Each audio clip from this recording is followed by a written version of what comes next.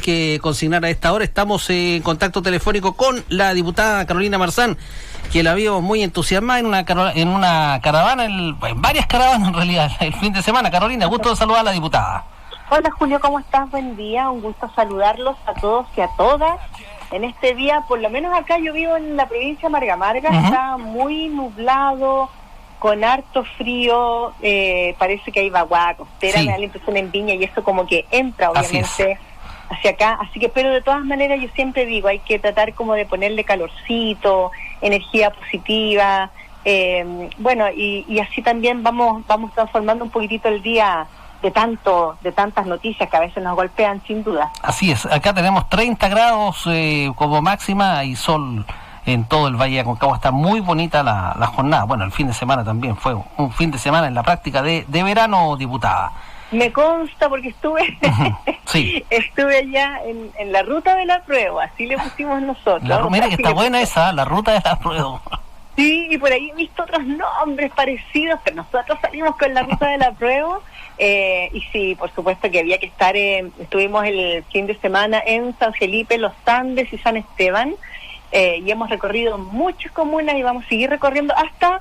la votación es el 25, el 24 no se puede hacer nada. Hasta el 22 nomás, pues. Hasta el 25. Se supone que el sábado es día de reflexión. Perfecto. Claro. Hasta el 25 hasta el viernes tienes la posibilidad. Así que hasta ahí vamos a estar recorriendo. La próxima semana es distrital. Y ya obviamente nosotros tomamos todas las precauciones, los protocolos, distanciamiento. A veces cuesta que las personas mantengan la distancia por el cariño, por la euforia. Yo ando con desinfectante, entonces a todos les ando repartiendo y limpiándonos bien las manos, en fin, para que todos nos sintamos tranquilos, que yo creo que eso es muy importante. Así que, y mantener la alegría, el espíritu en alto, sobre todo porque es un proceso histórico que es demasiado importante como para marginarse o enfrentarlo con temor. Exacto. Diputada, bueno, uno de los temas que se ha puesto en agenda y que estamos todos un poco preocupados también es el segundo 10%. ¿Cuál es su visión de la segunda posibilidad de retirar dinero? Porque ayer andaban cifras también bien decidoras en esto respecto, por ejemplo, de la cantidad de pequeñas empresas que han quebrado. ¿Y por qué han quebrado? Básicamente porque no tienen cómo generar negocio y también, hay que decirlo, han tenido re poco aporte y apoyo del gobierno. Es que yo creo que hay que decirlo y hay que oficiarlo, como me ha pasado a mí, que yo he mandado muchos oficios. Mira, partiendo por el tema del FOGAPE, que es súper triste cuando de repente las MIPYMES te dicen que no han podido acceder, que si califican para todo, ¿por qué no los han considerado? Está claro que eso ha sido un apoyo más para las grandes empresas que sabemos que además tienen un respaldo económico, siempre tienen un respaldo, no vamos a comparar con los emprendimientos, con las pequeñas empresas, en fin, que son las que realmente lo están sufriendo y se han visto muy golpeadas, el comercio local, en fin. Y fíjate que ayer estaba revisando fotos, porque tú sabes que uno guarda muchas fotos en el celular, y encontré una foto de marzo. No recuerdo exactamente qué fecha de marzo, y me dio una cosita así como en el corazón, la verdad, porque fue una foto que me saqué junto al diputado Cosme Mellado en el Congreso, por supuesto, cuando presentamos un proyecto de resolución pidiendo el retiro primero del 5%. Fuimos precursores en eso y me siento muy orgullosa. Después ya nos lanzamos con todo al 10%, lo apoyamos desde un comienzo. Soy autora patrocinante de uno de estos proyectos del segundo retiro. Entonces, a mí me han preguntado mucho, Julio, y yo por supuesto que voy a apoyar, y voy a apoyar siempre cada medida que vaya en beneficio de la comunidad. ¿Por qué? Porque esas medidas o esas solicitudes tú las levantas justamente desde las organizaciones. ¿Y las organizaciones de dónde las sacan? Desde el barrio, porque están ahí en el corazón, en el núcleo de la vida del día a día. A propósito de eso, conversaba yo, que uno como trabaja en la radio, qué sé yo, uno va al supermercado, qué sé yo, todo el mundo le pregunta cosas, qué sé yo, y se acercó una señora y me dice, mire, yo tengo una pyme, yo tengo una EIRL, resulta que a mí me fue mal en algún momento y yo quedé en DICON, pero mi empresa está absolutamente saneada, tiene 10 años, yo he funcionado bien y yo me he demorado muchas veces en pagar efectivamente cuestiones personales y por priorizar la empresa. pero la empresa está absolutamente saneada. Bueno, yo no califico porque yo tengo un problema de DICOM que se suscitó a partir de octubre, que ya no pude trabajar. Entonces, ¿para qué sirve la IRL si finalmente todo va a ir a la persona natural? Me preguntaba. Exactamente, y lo otro que tiene relación con lo mismo que tú me estás planteando, por ejemplo, el tema de FOGAPE. A mí me planteó una persona puntual también que tiene su emprendimiento acá en Quilpué, independiente, en fin, y me decía que calificaba y que le había ido, por supuesto, muy mal con todo. Tenemos una persona que, ojo, en Quilpué tiene su restaurante y le iba muy bien, y ahora está ayudando mucho con temas de ollas comunes, en fin. Y resulta que él calificaba, pero el banco obviamente tenía unas cosas impagas, pero producto de esto mismo, me decía que me he ido poniendo al día, sí, pero el banco Estado, le dijo, sí, pero nosotros tenemos nuestro propio, ¿cómo fue que le dijo? Nuestro propio banco de datos. Exacto. Entonces, por mucho que califique, por el beneficio del gobierno, entonces yo oficié por eso mismo pidiendo explicaciones al Banco Estado, porque eso me parece una discriminación descabellada. Oiga, y claramente, disculpa, solo para cerrar, Julio, claramente, con ese argumento, más todo lo que está pasando hoy día, los beneficios que no llegan, el IFE se va a terminar, ahora la gente hace su último retiro. No todas pudieran acceder, gente muy humilde, que estaba con unas fichas sociales de verdad muy vulnerables, figuraban como que eran personas que recibían muchos ingresos. Entonces también oficié por ese punto de desarrollo social y muchas irregularidades. Entonces, mientras no exista un apoyo del gobierno de manera contundente, yo voy a apoyar todo lo que vaya en vías de que las personas tengan su segundo retiro, porque además, ojo, es voluntario. Las personas que están molestas, mira, que no lo hagan. Claro. Esto es para las personas que lo necesitan, es voluntario y además no es una plata prestada, es una plata que las personas, los trabajadores y trabajadoras han juntado a lo largo de su vida, producto de su trabajo. Y también, para cerrar, las pensiones entendamos cómo son en este país. Son tristes, son para llorar, entonces no le vas a pedir a una persona que piense en su pensión futura con este segundo por ciento, si hoy día, en el presente, las personas no tienen cómo pagar sus insumos y cómo tener alimento para parar la olla. Fíjese que usted lo que está planteando, yo me recuerdo que tuve la oportunidad de ser algunos años presidente de la Cámara de Comercio y descubrimos ahí que los bancos, porque la Cámara tiene boletín, entonces, que los bancos, ellos almacenan toda la información. Entonces, cuando se legisla respecto de, por ejemplo, que el historial tiene que ser borrado, le da lo mismo, porque es el historial en línea. Ellos tienen todos los informes guardados en su propia base de datos.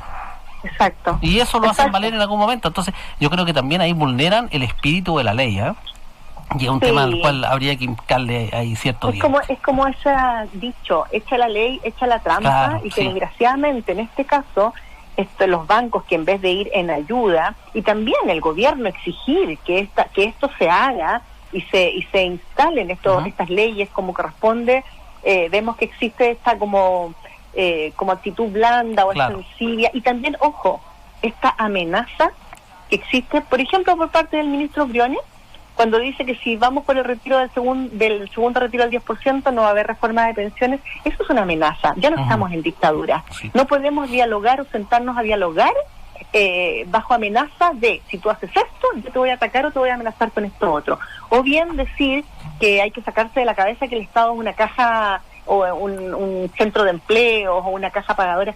Eso es, perdón Julio, eso es banalizar el hambre, la necesidad, la desesperación, no solamente a nivel sanitario, de salud mental y físico, que ha sido todo este tema del COVID, sino que además el drama económico que están viviendo las familias. Y eso es porque trabajan desde un escritorio. Oiga, tengo aquí el WhatsApp. La señora María Teresa me dice: tremendo favor que le hizo la diputada y muchos otros con impulsar la ley del 10%. Mejoraron los indicadores alicaídos del gobierno y todavía no entiende el gobierno que al inyectar dinero mejoran indiscutiblemente la situación del país. Porque se genera lo que se llama economía circular. Claro. Porque la gente, ¿qué hizo con su plata? La gente no se fue de vacaciones a Cancún, no la guardó debajo del colchón, la gente pagó sus deudas. Y estos son encuestas, son análisis objetivos que se hacen, estudios objetivos.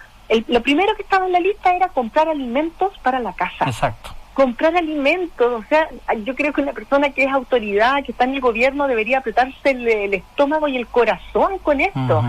Después estaban inmediatamente pagar las deudas. La gente corrió, mucha gente, ojo, no tengo la cifra exacta, salió de DICOM porque pagó sus deudas. Y eso habla de un chileno, de una chilena profundamente responsable y no con el espíritu que en algún momento la ministra de Trabajo dijo, esperemos, porque siempre es como la ironía, como el hecho de que las personas no son capaces de autoadministrarse y de manejar sus finanzas. Esperemos que nos salgan con plasmas de las tiendas. Y por último, yo digo, si así fuera, claro, la salud mental está tan deteriorada y yo no me puedo meter en una casa, en la distribución de los recursos al interior de una casa. Claro. Eso es patrimonio propio.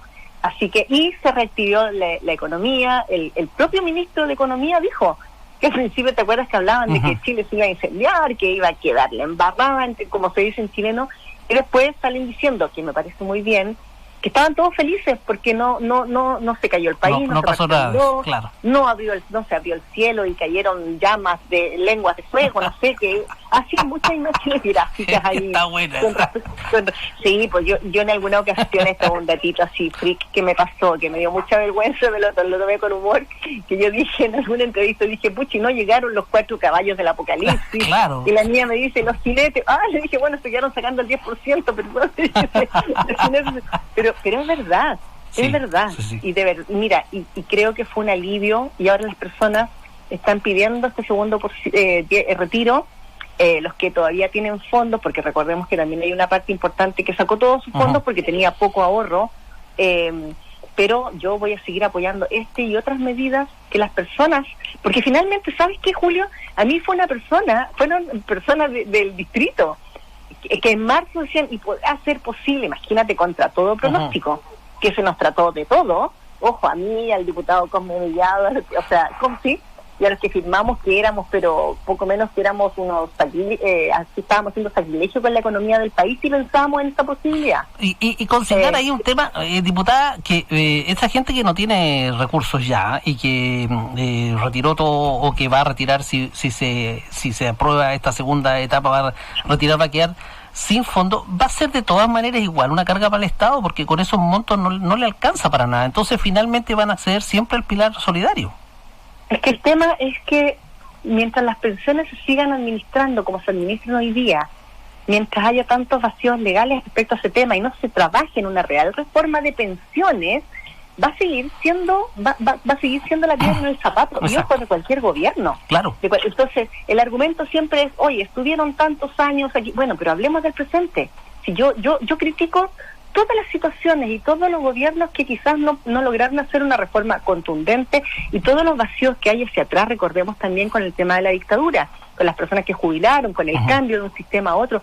Hay muchas cosas que son muy, muy dolorosas. De hecho, te cuento que el 2019 puede ser, a principios, marzo, abril, fueron la agrupación, los dirigentes de la agrupación de pensionados y montepiados de la quinta región a la comisión de trabajo. Yo los acompañé y se acordó en ese momento de conformar una mesa para ver todas estas pensiones impagas que se fueron acumulando desde que empezó a cambiar este sistema, y que de repente el porcentaje no era tal, no sabía para dónde se iban los intereses, y se quedó de conformar. Entonces yo estoy en conversaciones para que esa mesa, que en ese momento la actual ministra del Trabajo era subsecretaria, se acordó y se comprometió a hacer una mesa de trabajo con ellos.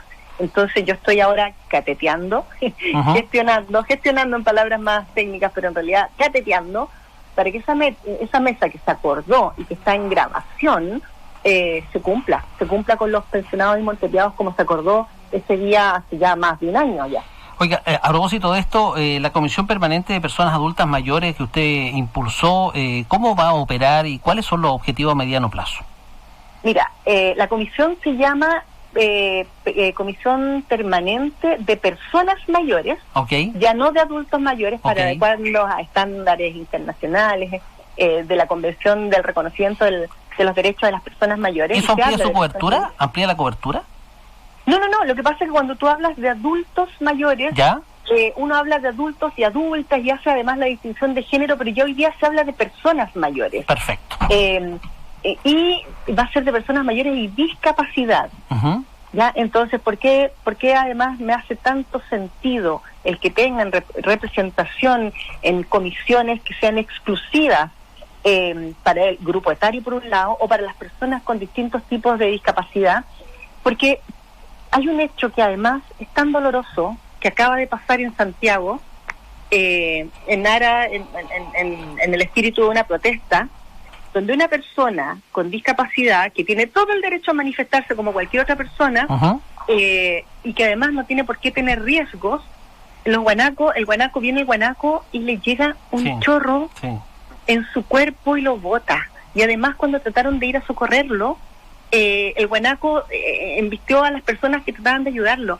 Eso me parece, mira, la verdad es que hay cosas que te duelen, hay cosas que te dan rabia. Esto de verdad me produce como un desconcierto, y que además, cuando tú ves que la policía dice, cuando las personas se exponen a estas situaciones, obviamente tienen que asumir determinados riesgos.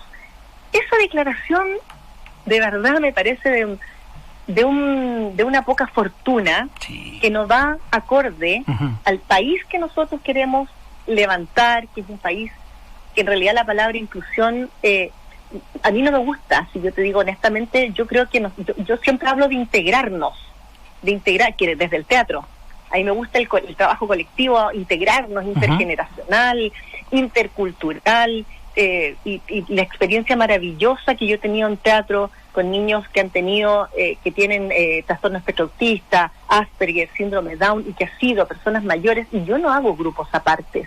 Acá todos nos tenemos que integrar, tenemos que trabajar de manera colaborativa, y eso es lo que nos falta en este país, mirarnos a los ojos y vernos en el otro, en la otra. Oiga, bueno, pasando a otro tema y para poner punto final a esta interesante conversación, hoy es la acusación contra el ministro Mañalich, los diputados votan esto. ¿Cómo ve usted esta situación? Mira, en este momento yo estoy conectada de manera telemática, y se pausa, pero estoy ahí muy atenta a lo que está pasando. La diputada Hernando lleva 1 hora 26 minutos exponiendo. Curiosamente, no hubo lo que se llama la cuestión previa.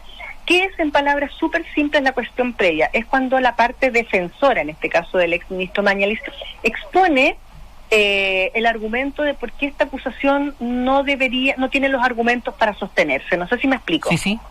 Entonces eso primero se vota, ¿ya? Cuando ellos exponen, uno vota y dice, ¿sabéis que yo estoy de acuerdo, no, con lo que está diciendo esta persona?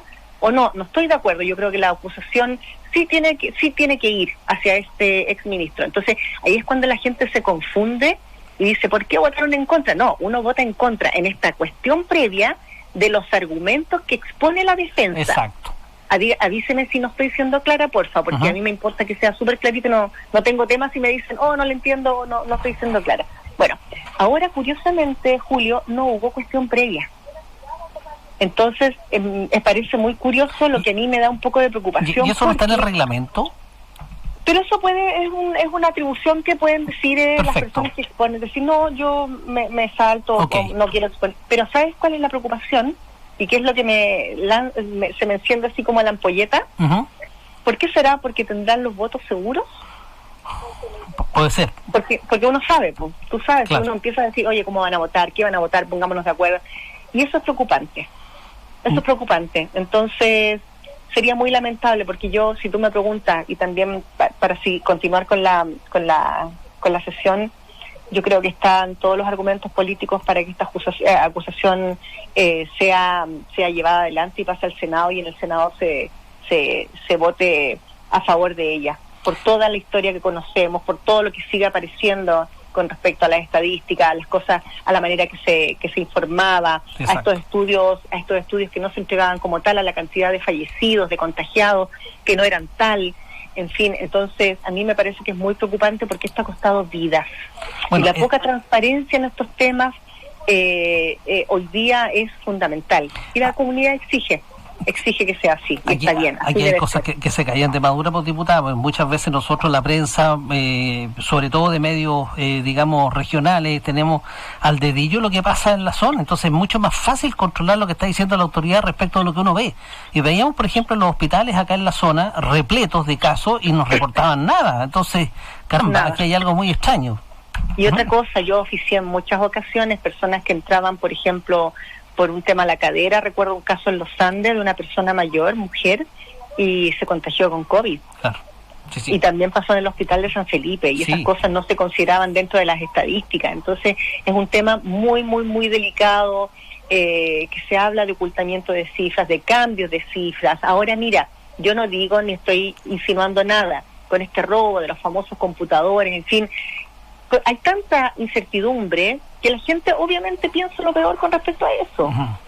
Porque claro, hay una nube con respecto a esta claridad, los correos que no se entregan por parte del ministro Pari. Es muy curioso esto, mucha coincidencia, mire qué curioso, ¿ah? Claro, que yo no estoy insinuando nada, ojo, pero justo cae. Claro. Cae en estos momentos en que más se necesita la información y sucede este robo, entonces es mucha mala suerte, porque nosotros necesitamos, la comunidad hoy día necesita claridad, porque insisto, esto no es algo que se repare de manera fácil, la vida de las personas que partieron no se va a reponer, no se va a devolver.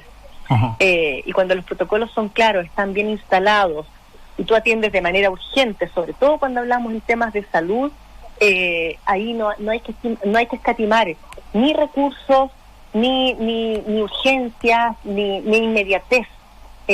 Todo lo que abunda nos sobra cuando se trata de salvar vidas. Y solo para cerrar el tema, esto también lo uno con un oficio que yo hice para exigir un nuevo protocolo para el uso de ambulancias en las comunas Quinta Cordillera, a raíz de justamente que se está investigando las razones, ojo, pero murió una joven de 24 años en Quillota la semana pasada, y la comunidad, ya por eso yo oficié y estoy pidiendo este protocolo, dice que una de las razones podría ser que no llegó la ambulancia a tiempo. Entonces, cuando nosotros pensamos que se lanzó con bombos y platillos 23 ambulancias de última generación que llegan al servicio de salud Viña del Mar Quillota, en circunstancias cuando sucede algo en nuestro distrito, tienes que llamar a Viña, pedir la autorización, después devuelve la autorización y de ahí recién sale la ambulancia.